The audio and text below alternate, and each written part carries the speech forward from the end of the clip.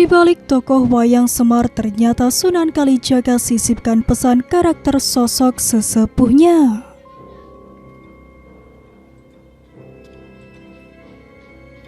Pertunjukan kartun pertama yang digelar di dunia adalah wayangnya Sunan Kalijaga.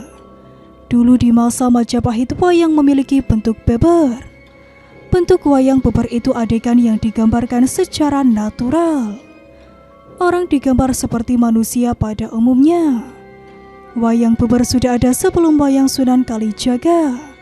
Pertunjukan wayang ini hanya dapat memuat 12 orang penonton saja.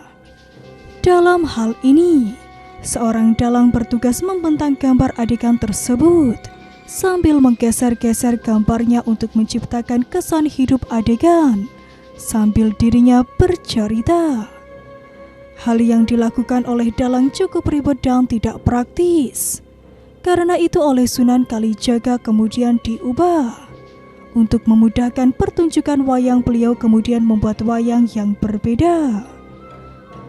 Mengutip dari Marwah TV, ceramah Ustadz Salim Afila tentang babat tanah Jawa dijelaskan bahwa dalam wayang kiasan Sunan Kalijaga, para kesatria memiliki mata kecil. Hal tersebut melambangkan bahwa manusia baik selalu menjaga penglihatannya. Para kesatria juga dilambangkan dengan mulut kecil yang juga bisa diartikan mampu mengendalikan ucapannya. Para kesatria memiliki ucapan baik dan terjaga dari hal-hal yang kotor. Mereka juga biasanya digambarkan dengan perut yang kecil tidak buncit. Karena hal itu melambangkan keprihatinan dengan banyak berpuasa.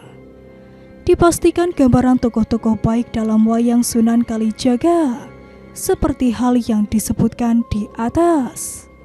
Berbeda dengan para tokoh jahat atau yang berperan sebagai antagonis, tampilan pada tokoh buruk biasanya digambarkan dengan mata besar dan melotot, mata yang tidak terjaga. Demikian juga gambaran mulut dari tokoh jahat juga biasanya memiliki mulut yang besar, yang bisa diartikan tidak bisa menjaga lisannya. Selain itu pula tokoh antagonis juga dilambangkan dengan perut yang buncit, sebuah gambaran kerakusan. Pada tokoh jahat memiliki karakter tidak berhati-hati, mana halal dan mana yang haram, semuanya dikonsumsi. Penglihatan dan ucapan mereka pun tidak terkendali, jalang dan liar serta selalu berbicara kotor dan dusta. Jadi dalam wayang kita dapat melihat tokoh baik atau protagonis memiliki tampilan ganteng, sementara tokoh antagonis berpenampilan jelek dan juga kasar. Padahal dalam kenyataan hal itu belum tentu.